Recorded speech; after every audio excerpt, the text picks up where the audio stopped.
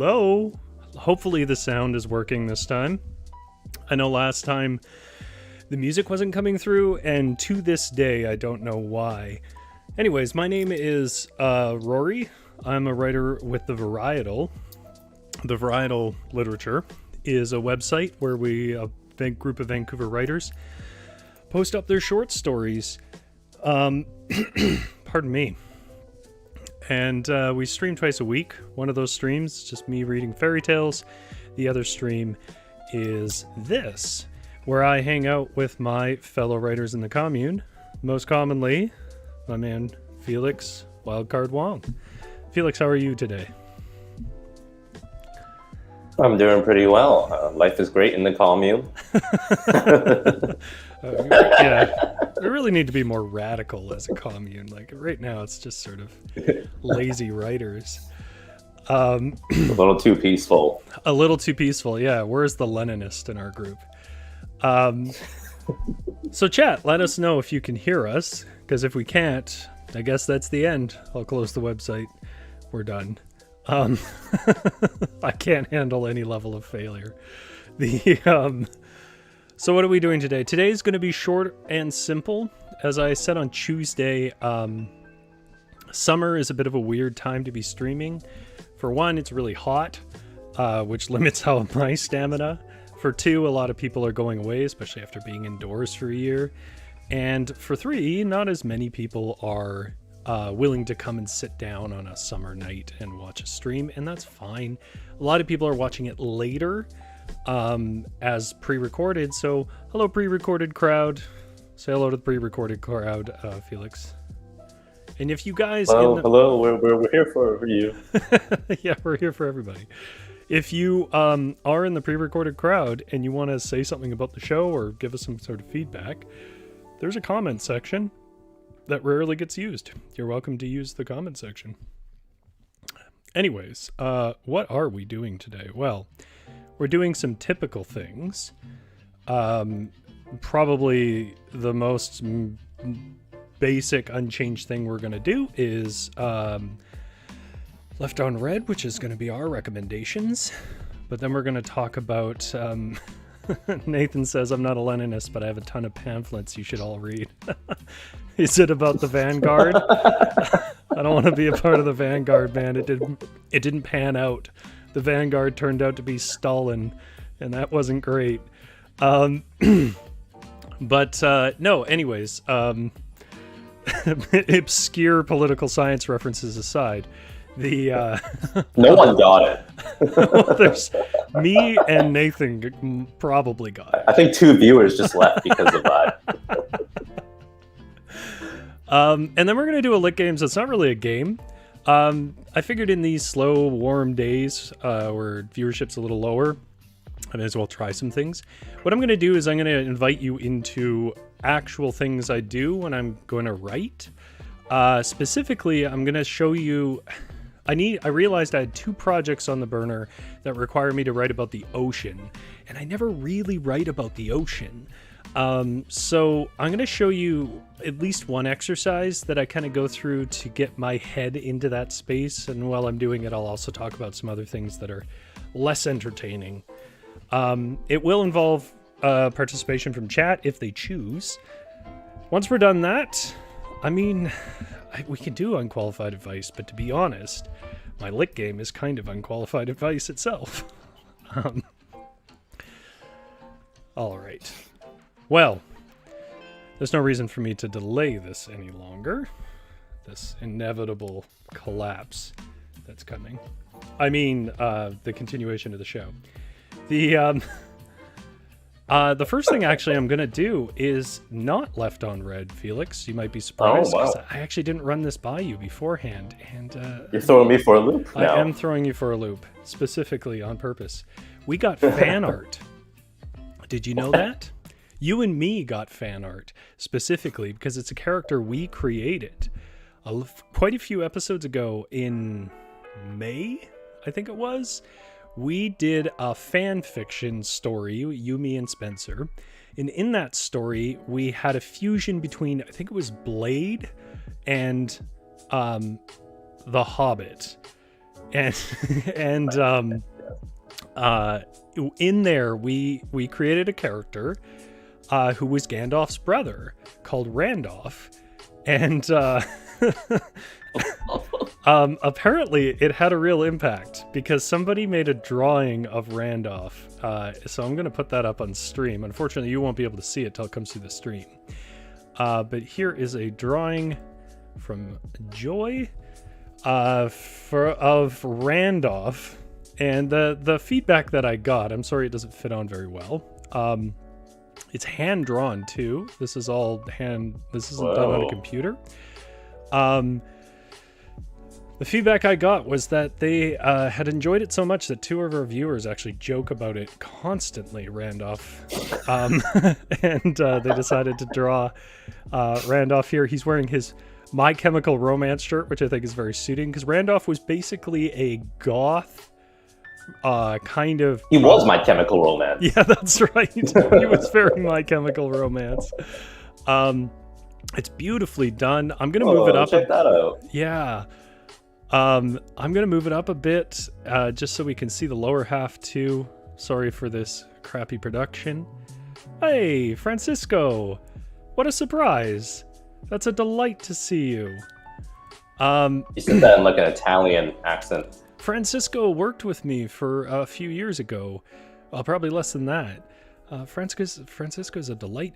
His name is Paco. And what I learned was Francisco is shortened to Paco in Spanish in Mexico. The way that like Richard becomes Dick here. So while it doesn't make any sense to us, neither does Richard to Dick. So whatever. Right. But it's great to see you, Paco. Yes, this drawing is amazing. It's really well done. It's so much better done than that character was written. So yeah, like I'm sorry we did that. Yeah, the character we made doesn't feel like it's deserving of such effort. It sure ain't. It was so stupid. If you missed that episode, it's called something about fan fiction. I should really get better at linking this stuff. Anyways, there's our first piece of fan art. If you are inspired to make fan art of any quality, frankly, send it on in, and I'll put it up on the show and we can talk about it. But I really appreciate this. This is super cool. Even though it was a silly thing, I'm always delighted to inspire other art, and I'm happy to hear about it. So if we inspire you to write or something like that, also let us know. I mean, that's a lot of what I'm trying to do. Make a show about writing for people who aren't necessarily writers, because to be honest, a lot of stuff that writers do outside of the actual stories tends to just be really inside baseball for writers, and I don't particularly like that approach. So let me know if we've inspired you to create.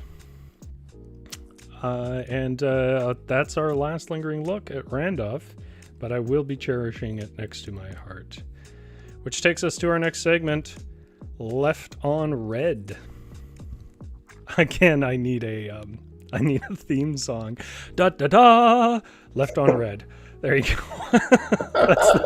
That's the production quality you can expect from. I like it. Low budget charm. So Felix, as always, do you have something you want to recommend? Yeah, for the first time in the history of the stream, I actually have a recommendation that is not a bad movie. I'm almost sad about that. Yeah. I mean, I got bad movies I can talk about. No, I'm gonna save you all the pain. Is it a collection of like Garfield comic strips? No, I'm Archie, kidding. actually, the greatest hits. Hey! Nobody's bad-mouthing Archie here, all right? Anyways, carry on. No, this is a nonfiction true crime book called The Witch Hunters by Simon J. Blake, which is the alias of an ex-police officer in Hong Kong, and a reporter called Nuri Vitachi. And the book is set in like 80s Hong Kong, just before the city was handed over back to China. There's corruption at the time was kind of crazy. And the book tackles a cold case in which a police officer from the UK was found dead in his home in Hong Kong. Okay. The door to his... Oh, you broke up. I think I lagged there. Yeah. Am I here? Yeah, you're back. Carry on. Okay. Yeah. So he's found dead. Door to his room was locked. There's no other way in or out. And there was a suicide note in the room, but he died to 5 gunshot wounds. So it's like, did he shoot himself 5 times, or did something happen? I like how that's even left hanging. Could he maybe have taken 5 gunshot wounds? Well, you never quite know. Obviously not. Well, that's really interesting. What got you into you never know. Maybe he's got a quick trigger finger. I don't know. So is it like fictionalized true crime, or is it a fully fiction? No, it's all nonfiction. It's just basically this reporter who teams up with this ex-police officer to try to dig up info on this case, and it ties it to an international pedophile sex ring that was known to operate in the city at the time. Wow. Wow, don't give it all away, but that's fascinating. I mean, like, so the weird thing is that I've never heard of these things before, even though, I've spent a lot of time in Hong Kong. So I tried to look it up online, and I couldn't find much info about it. It's weird. I don't know if this case was just buried back then, or if it never attracted that much attention in the first place. But yeah, it's a really interesting book, and there's a lot to look at there. Even just the depiction of Hong Kong in the 80s is really interesting. But I don't know how much of it is actual fact, and if there's a lot of just conjecture in there. So maybe take it with a grain of salt. But whatever. I mean, it's a book. Well, that sounds incredibly interesting. I'm amazed that the book you're recommending is non-fiction. I mean, that's another deviation from your standard. So it's really... I had to read this, though. I was assigned this book. I was just gonna ask, was this an assignment? Okay, so my recommendation is a book called The Whispering Muse by Sjorn, I think. I'm gonna have to write it. Sjorn. It's Icelandic. The name is Icelandic. The book is distinctly Icelandic. I think it's actually translated. It's SJO with a little apostrophe over top N. I've never read any other books by him. It's a weird book for me to recommend because I really enjoyed the book. It's not very long. I have no idea what this book was about, but I really enjoyed it, which is weird to do. I will do my best to give you just the premise, which doesn't even really get into it. It is definitely in the wandering tale format, but as people who've watched before know, I like wandering tales.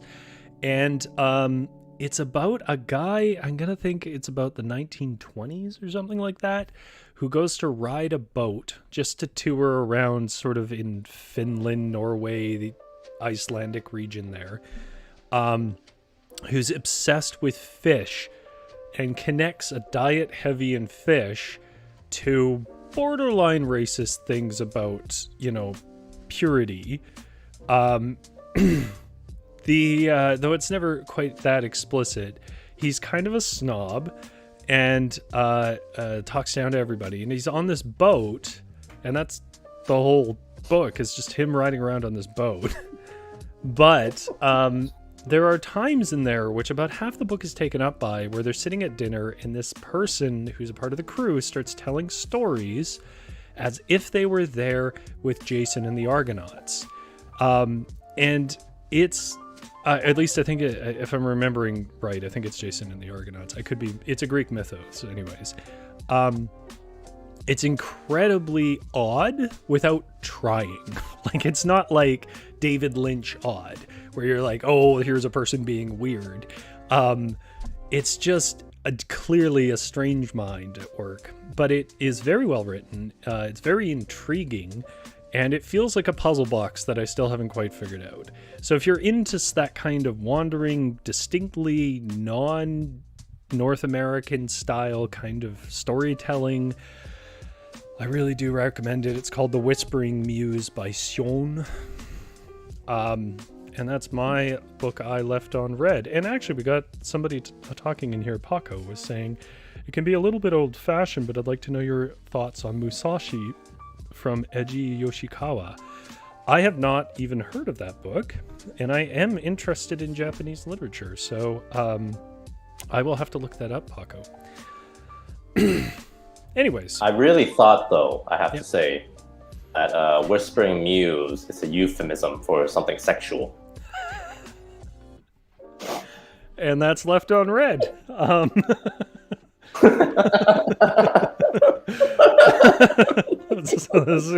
go back to the normal show.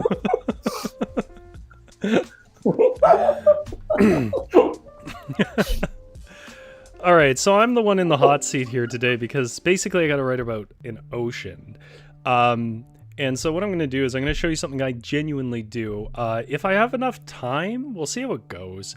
But if I have enough time, I might talk about one other thing I do when I'm kind of trying to... This is very early days when you're trying to write a section of a story. Or if you notice when you're writing a story that you're kind of stuck or being repetitive with your language. And so it's pretty simple. All I want to do here is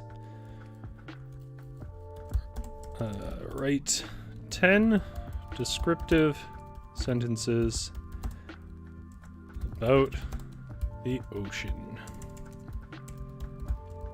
So I'll give a little context here. Since Avalon's not here, I'm safe to bring up this man. Cormac McCarthy wrote The Road. I think is probably one of the things he's most famous for. I think he also wrote one of the movies that, or maybe both of them, that the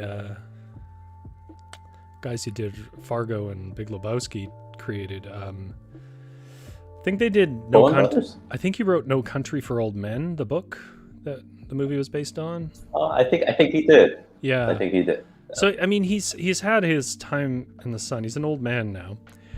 There's lots of things he does that annoys a lot of people, though, including Avalon, and I think some of it's fair. But I do like Cormac McCarthy. He's not like my absolute favorite. But I'm bringing up Cormac McCarthy, and I'm specifically bringing up The Road. The Road is a very short book. It's a very bleak book. If you ever have a chance to read it, I don't know if I'd recommend it. Like, you kind of have to be committed to the bleakness of it. It's post-apocalyptic, but it doesn't have any of like the fun side of post-apocalyptic. It's not Mad Max. It's just sad, dying people and cannibals and things like that. But one of the things that stood out to me about Cormac McCarthy is the book's real challenge was trying to make a book where there isn't a lot of dialogue, there isn't a lot of interaction, and the setting doesn't offer much interest. So I'll give you a contrast. If you take a book like The Hobbit, where there are conversations, and they take up huge chunks where they sit around a fire and dump lore, but there are these long sequences of just describing the forest and the fountains they pass and the waterways and stuff. And it's beautiful because it's not a place you've really seen, and it's all kind of classic beauty. Tolkien is using classic beauty of nature. Cormac McCarthy doesn't have that because it's basically post-apocalyptic, but I think it's like a nuclear apocalypse, if I'm being honest. And what it amounts to is a bunch of description of tarmac, of roads in various states of repair, because there aren't really any trees, there's barely any waterways, and there's just like burnt out houses. It's the amount of ways he had to describe tarmac is the kind of thing only a writer would notice, but it really blew me away. And basically, if you're going to set someone into a setting where there aren't a lot of features or there's some really prominent setting, you kind of want to start to get your head around different words. So like, for example, when I'm trying to do this, I've never written about the ocean, so I don't really have a catalog of descriptions or interesting ways to look at it. So I might start something simple like, or that I've read elsewhere, the ocean shone back the sun in cerulean tones. And then I will also spell Sean correctly. What the hell? I don't even know what color cerulean is. The ocean in cerulean tones. No, the sun. What am I doing? Oh my god. There we go. It's just a shade of blue. So you could have just said blue. So basically what I'm looking for from chat is interesting observations about the ocean you've made. And it's genuinely helpful to me because, I have my way of looking at the ocean. But if there's a specific memory you have of it, or you've noticed a way that waves break that's stuck in your memory, or things like just features, because basically it's a featureless body of water until you draw out little specifics. And I kind of, to start to wrap my head around, to get my brain going into that direction before I start writing about the ocean, I try to capture different ways of looking at it and describing it. So here we're kind of focusing on the color. How about you, Felix? Do you have any memories of the ocean? Oh. I do. I feel like I've lived near water my whole life. So I wouldn't know what it's like to not live near water. As such, I think I do have some memories of the ocean. Not fond ones. Am I supposed to write it? No, that's okay. I'll do the writing because I'm the one doing the exercise. I'm just trying to mine your own experiences in chats. GS says the smell. Right. So I noticed, no, it doesn't smell of old fish. It smells of old seafood. I don't like that description of it. I think for me, when I go to the ocean, I always look out for the wildlife, just to see if there's any what's your crabs, favorite? Little crabs around, or jellyfish to eat. Sorry, the what? To eat. My favorite to eat, or my favorite to do you actually capture them and cook them? No, they're always too small. I would, though, if I found like big ones, big edible, like clams even. I totally do that.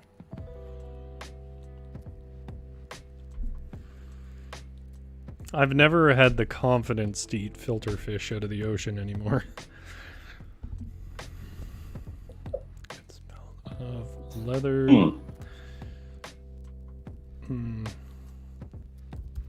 This isn't a great description, but cut with, it's not soft, is it?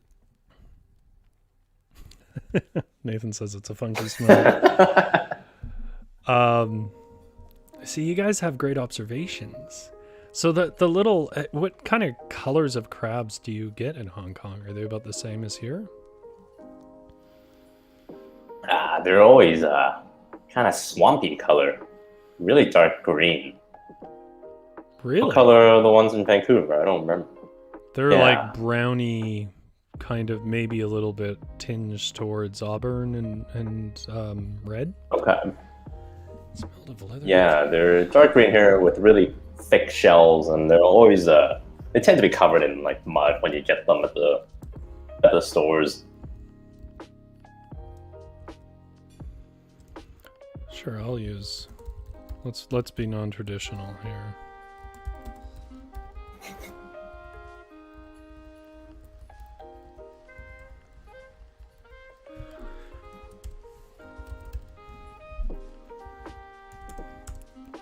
I wish I'd had something more descriptive for salt. So this idea of green is great. Emerald's like the classic description of a green color, but it's pretty jewel toned. The fluffy sea foam. Oh, that's true. The foam that won't evaporate. The foam is delicate as lace. But I guess I gotta scroll up here.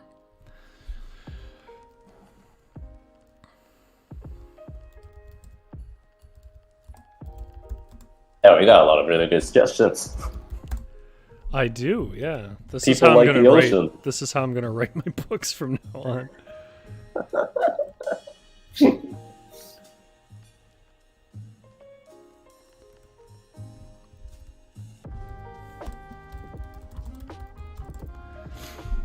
Okay, so I mean, I added a couple here. It smelled like leathered crab flesh, which I don't like. But I don't like leathered crab. Doesn't make sense because you got the shell on it. But that is what I think, like that kind of sun leathered crab. Right. Maybe I'll just kind of keep it wordy, just because I like the ideas in it. Cut with funky mists of salt. The foam is as delicate as lace, but tougher than the wind trying to tear it. It's kind of a sexy sentence. Yeah, that one kind of came together. The way warm sand feels between your toes. Yeah, it's very different when it's damp right at the tide line, right? Where the sand packs against the tide line. I think only artists are going to understand this conversation, because who else would care about this kind of detail? But these are the kind of delightful little world details. The tide packed a slope loose. Yeah, this does not seem easy. It's like doing a study, basically. I mean, in art, basically what you would do is you would sort of go to these places and you would sketch things from it, and then eventually you piece them together into like a painting or something, right? So I'm kind of using that. I use that same principle. I use a lot of art principles, like visual art principles, to try and build out a vocabulary before it start, because what happens is when you're writing, you're mostly on instinct. So, you know, what if you don't really think about it ahead of time, you just wind up with like the blue ocean with the white waves, the blue ocean with the white waves, the blue ocean cut against the boat, and you're like, eh. Why are you describing my story? Well, you're incredibly insightful with characters, and you find wit in believable moments. Like, you don't really need to exaggerate. You just find this kind of dry, subtle wit in things. I'm not sure I'm that good at that, but descriptive prose is where I put a lot of my time, just because I liked it, not because it's what you should be doing. Right. Here's my number one piece of advice if you're a new writer. People buy stories, not prose. So yeah, you need prose, but to be honest, if you have a good story and you're not great at prose, you'll probably still get published. They'll just put a lot of editors in your corner to get it done. Yeah, I remember when I first started writing. I think it was in 2017? Was it 2017? 2016? Yeah.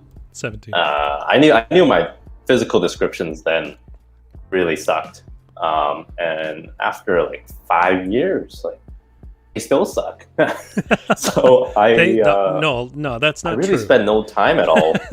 That's not true at all. So yeah.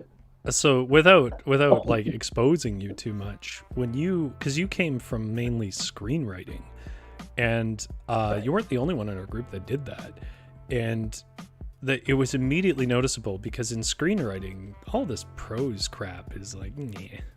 Just give me, the chunks we need for a story. That'll be cinematography's job. And so what we saw was a real focus towards dialogue and a certain drive for scene cliffhangers and things like that, which aren't as big a deal in books.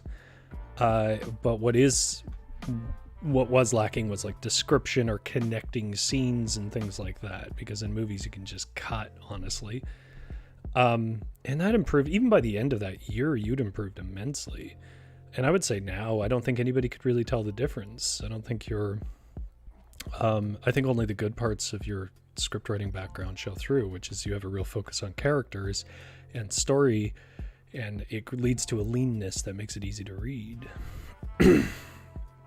Tied back to... I wasn't digging for compliments, for the record, but thank you so much.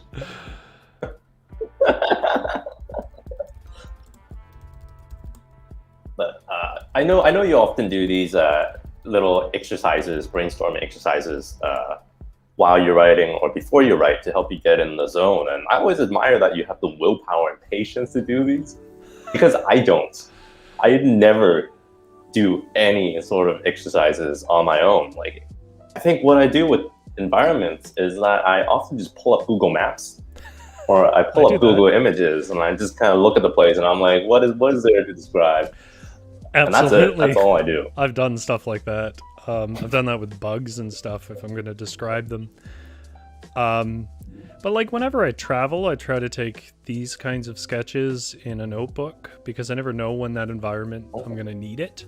And nothing really substitutes the being there, right? Like the description kind of reveals whether you've been there.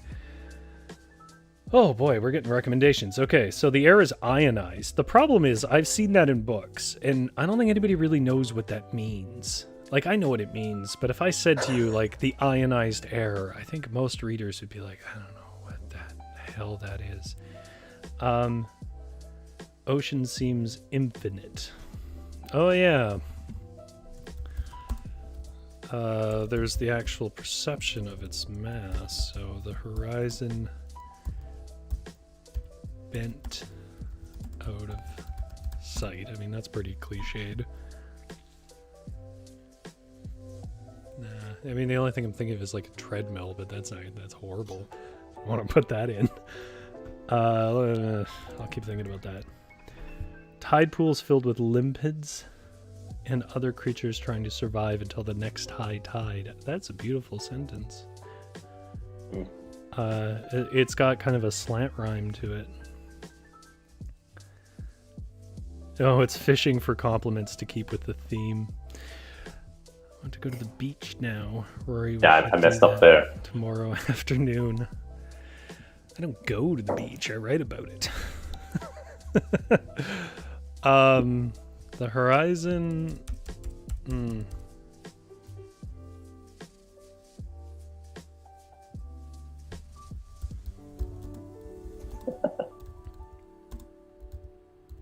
I love that word, the horizon. I feel like I overuse it because I don't know any synonyms for it.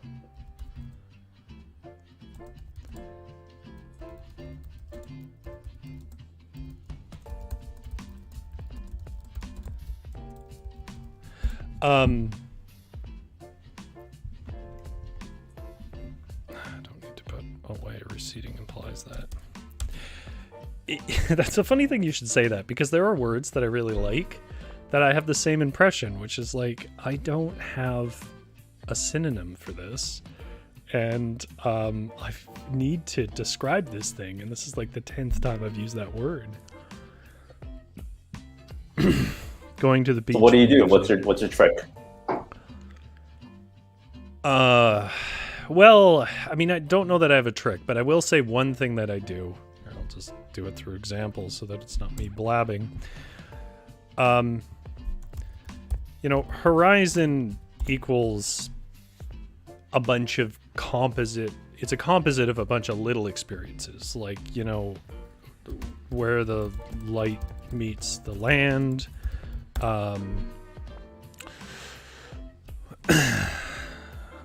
where the mountains reach fails,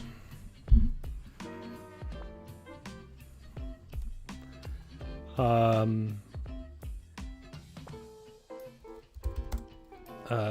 the surface, the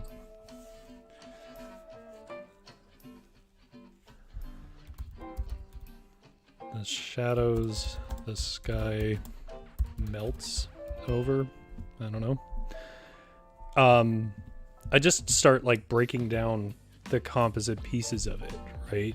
Rather than, I mean, what I'm doing though is something that in like professional writing you would never do, which is I'm adding words where one word will do.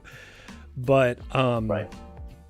in creative writing, because it's really bland to just hear the same word over and over again, sometimes I like, because remember, all words are definitions that are a cluster of other words, right? So like, if I'm using the same word too much, I'll go back a step and start piecing apart that cluster. So like where the light meets the land, where the mountains possessive reach fails, the shadows, the sky melts over. I mean, all these things are things that once you've established you're talking about the horizon and you reference back to it, I think aren't so poetic. People wouldn't know what you were talking about.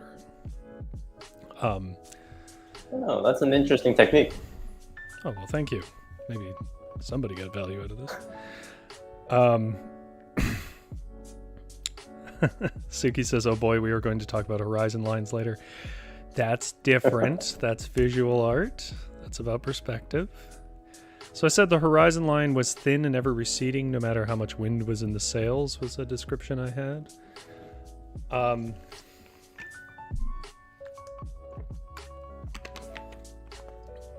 don't want to spend too long on this. We're getting to tail end of this. So what else? There was some stuff I left behind that I wanted to... Oh, the tide pools.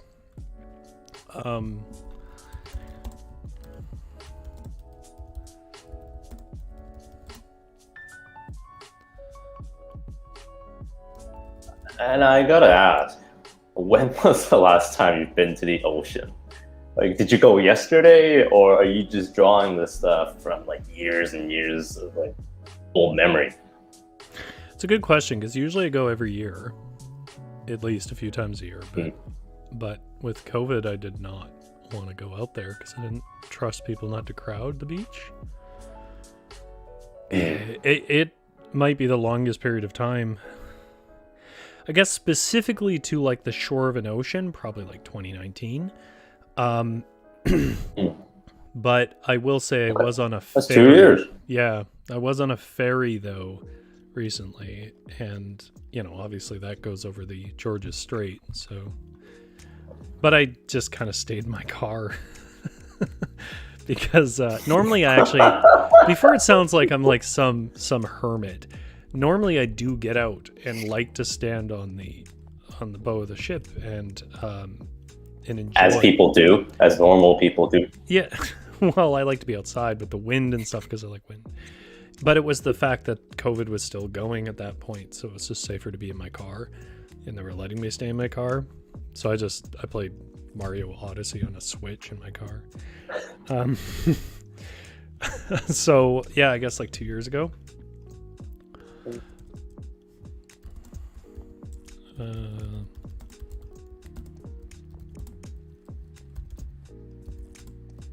Well, I have to say, I think it is impressive to be able to come up with all these ideas when you haven't seen the ocean in so long. And unless you're cheating, I don't think you're pulling up pictures of the ocean either on another tab. So I don't know how much that would help with what I'm doing, because part of the reason why I'm asking you and I'm asking chat, by the way, chat, you're being very helpful here, is because what matters more is the experience of the ocean when you're reading it, right? Like a little bit of flat description helps ground people where they are, but really what you want is like, how do people experience it, right? So, you know, that's why there's not a description of the horizon line being ever is always there and never goes away or whatever. It's about that feeling of no matter how fast we go, I can't tell how far we've gone because the line remains the same. That's an experience.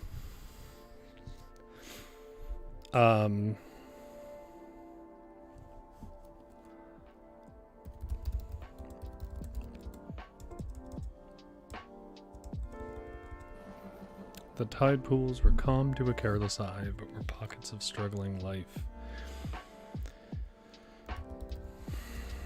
Are you stuck now? Did I jinx it? I've been stuck a few times. Oh.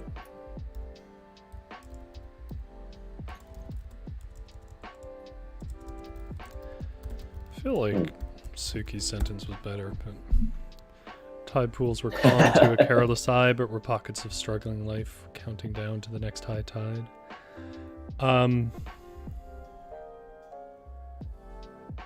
Yes, we should go to the beach and get ice cream, and we can call it research. That's not Horizon. Horizon has a different meaning in art. That's what Suki's making a thing about. Well, I think 6 is probably good enough. I think people get an idea of it. I mean, I could write more. I just feel like this is only going to get more and more of me being quiet in my head, which isn't really what I wanted to do. So I'll just sort of read them back, and hopefully it becomes clear that like I'm not developing a story here, and I'm not really thinking in a particular character's mind, because I haven't quite figured those out. But I'm just trying to get some language and little packets of description and aspects of the ocean down. So I got the ocean shone back the sun in cerulean tones. It smelled like sun-leathered crab flesh cut with funky mists of salt. The foam is as delicate as lace, but tougher than the wind trying to tear it. The tide packed a slope of loose concrete that crawled through my toes with a tickle. The horizon line was thin and ever receding, no matter how much wind was in the sails. The tide pools were calm to a careless eye, but were pockets of struggling life, counting down to the next high tide. Nathan says, if you haven't spent time near it, a lot of things are weird looking, otherworldly, even like junks of seaweed that could also be tentacles. That's a really cool observation, because I do have a character who would have never seen the ocean.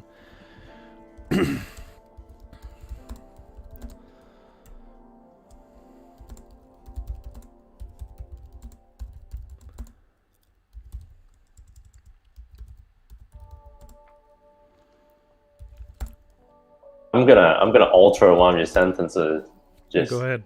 because I think I can improve it. You probably can. It's gonna be a little tag team effort. Yeah, I think that works.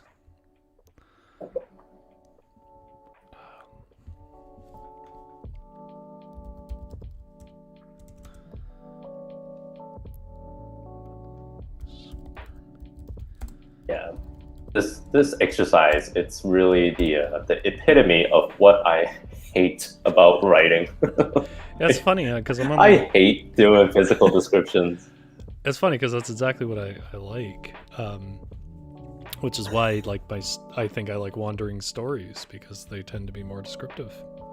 Okay, well, I am not gonna go through with the last 3 because I think that'll probably take too long. There's a suggestion there, teeming with life. I'll just sort of put that as a note. Whoops.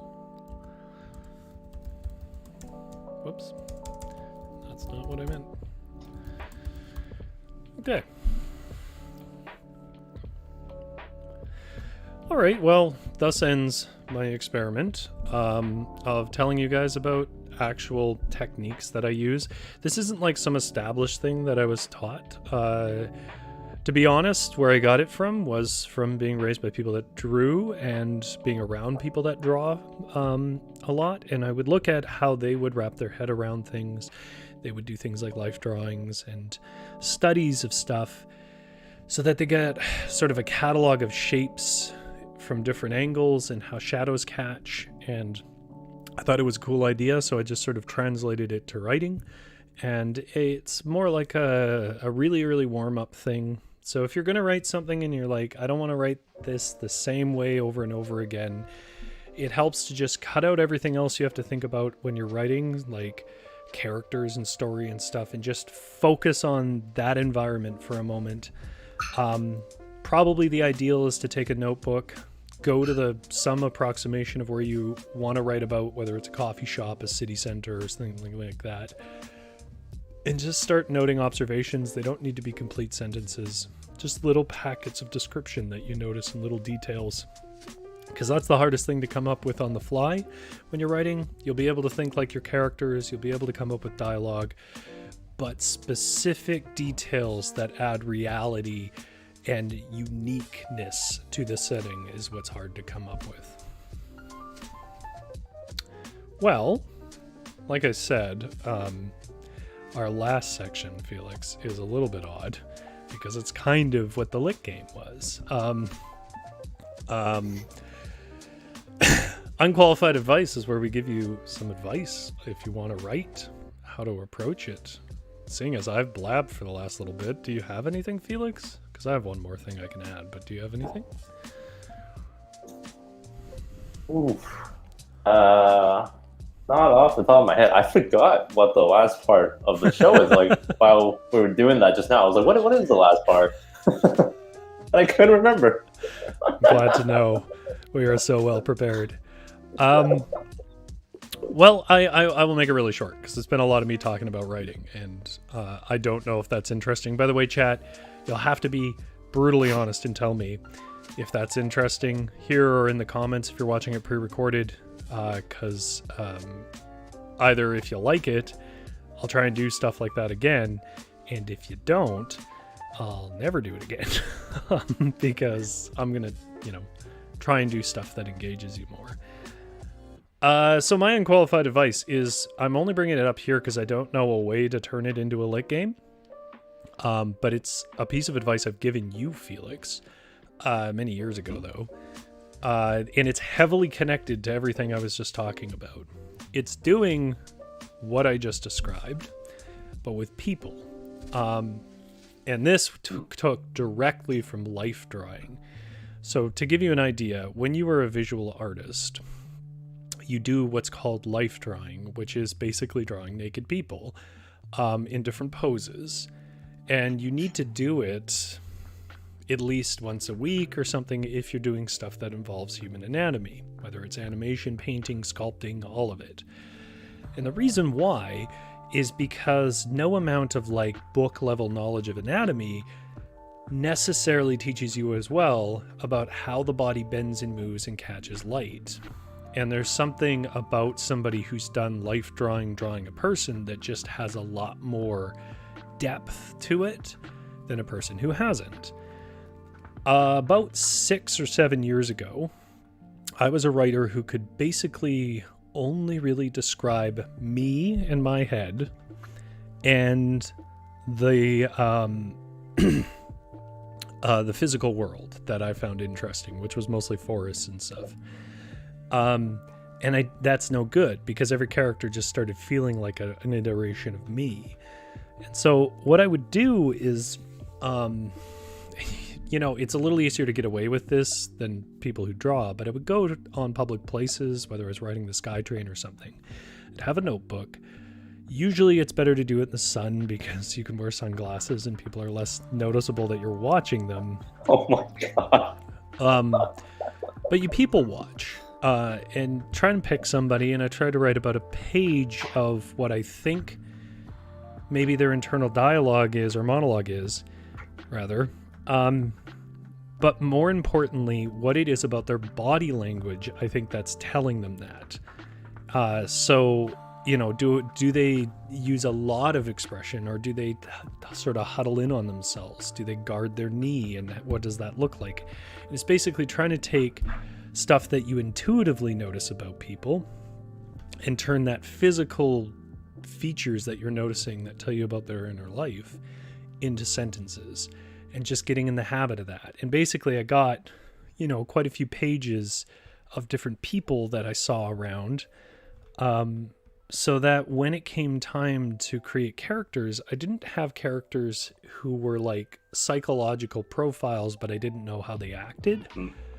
I had characters' psychological profiles, and then I had kind of a vocabulary of these life drawing things about how that mental state translates to physical behavior.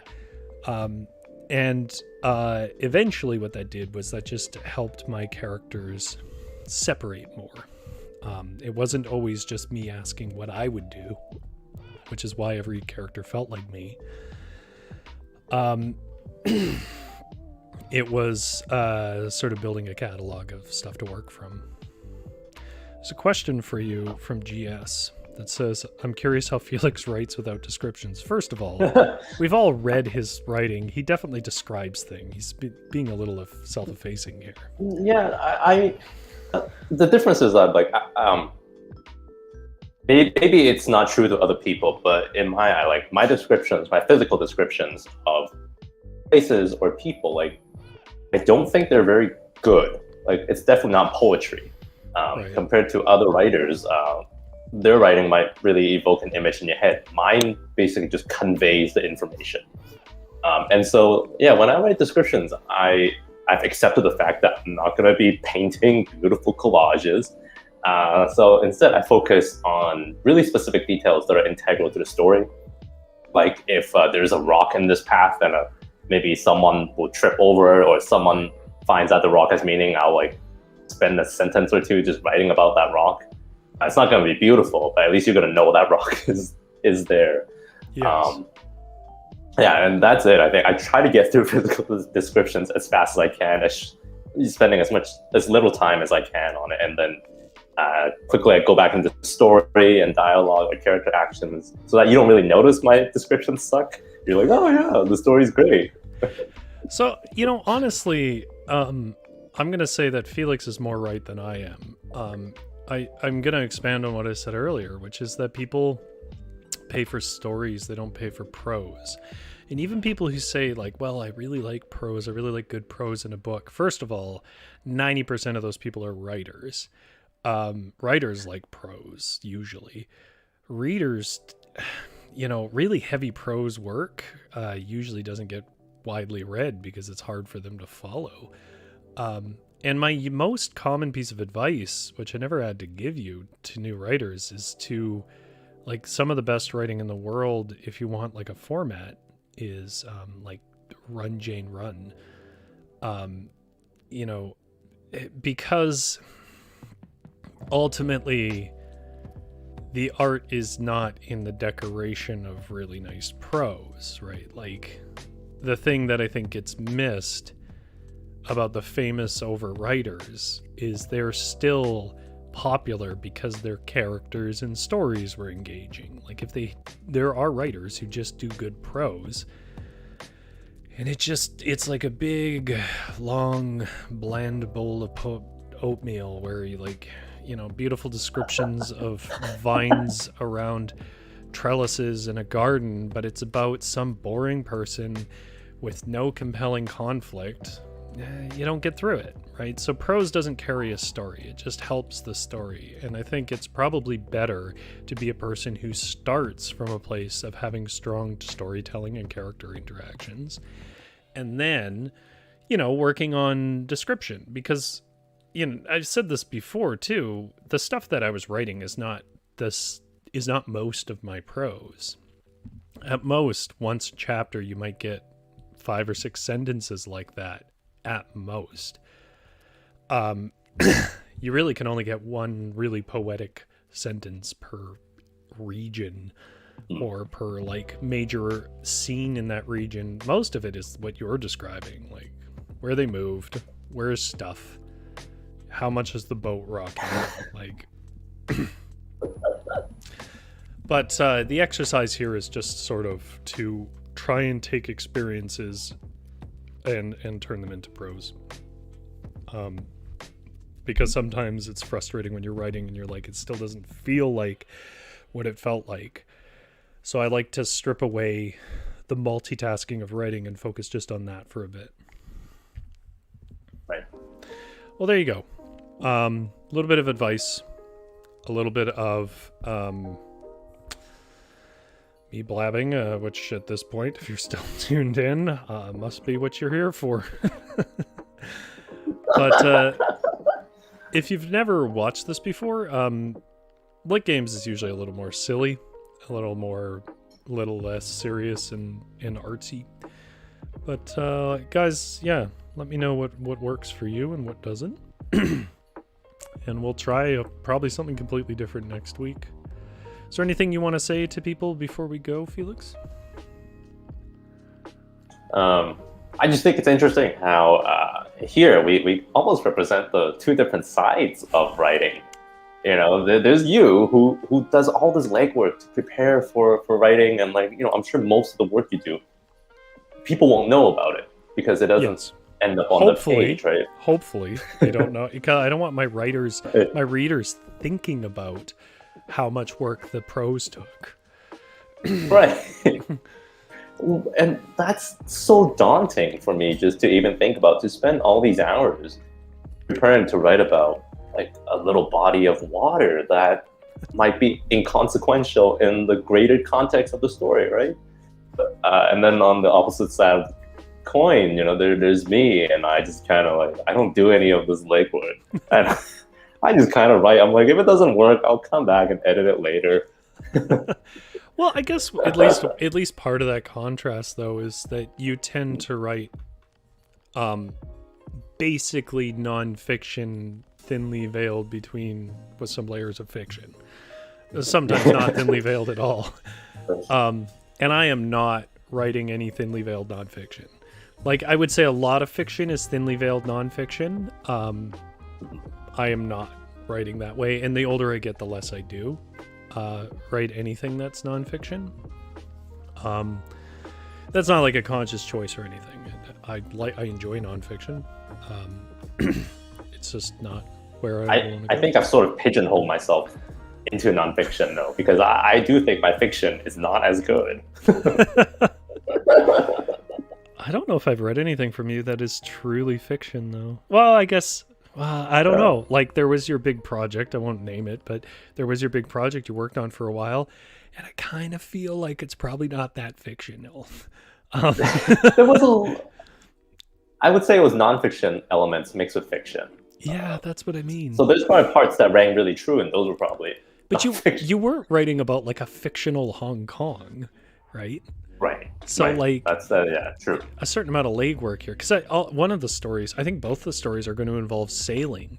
I don't know how I'm going to wrap my head around the experience of sailing in old wooden ships, right? So that's another thing I got to figure out. But that's more like just straight up research, like watching documentaries on what old sailing was. Nobody wants to watch that on a stream. GS says, where are my clogs? Yeah, I've been bad about that. I'm going to get him in those clogs. If you don't know what that's about, I'll explain it when I get the clogs. All right. Well, I think we've lost half our audience, and that's what we aim to do here. Lose half our audience.